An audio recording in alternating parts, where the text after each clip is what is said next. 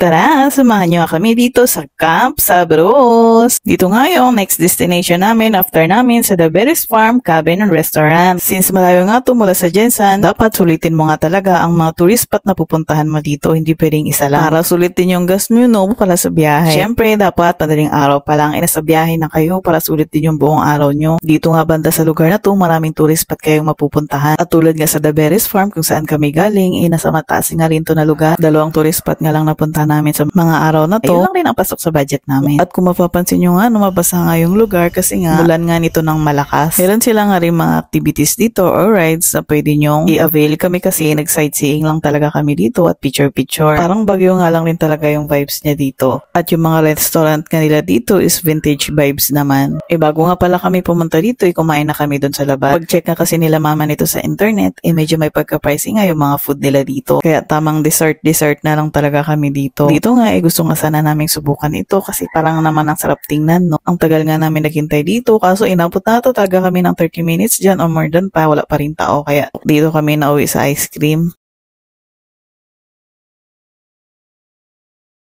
Isa nga pala tong horseback riding ang meron sila dito pero hindi na kami sumubok niyan dahil nasubukan na namin to sa Baguio mismo. Ang cute lang rin talaga ng mga halaman nila dito, no? Pag mga ganitong lugar talaga, ang lulusog ng mga halaman. Wala lang, nakita lang ako kaya binibidyo ko sila.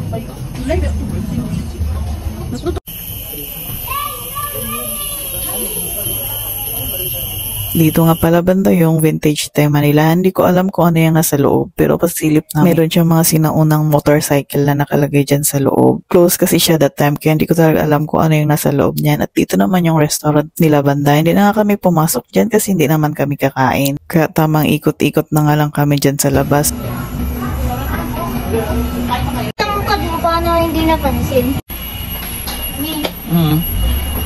At dito naman, hindi ko nga alam kung ano tong trip ni mama pero basta nagpa-picture siya sa akin, dyan nayakap niya yung puno na yan. Dito naman, inadaanan nga lang namin ito kaya sinubukan lang namin pumunta dito. Makikita mo pala dito yung mahabang bridge nila. Kasama nga yun sa activities na meron sila dito pero hindi na nga namin yan sinubukan dahil nga sa pagkakaalam namin, package mo yung i-avail yung mga yan. Kaya nag-sightseeing na nga lang kami dito at tumambay saglit.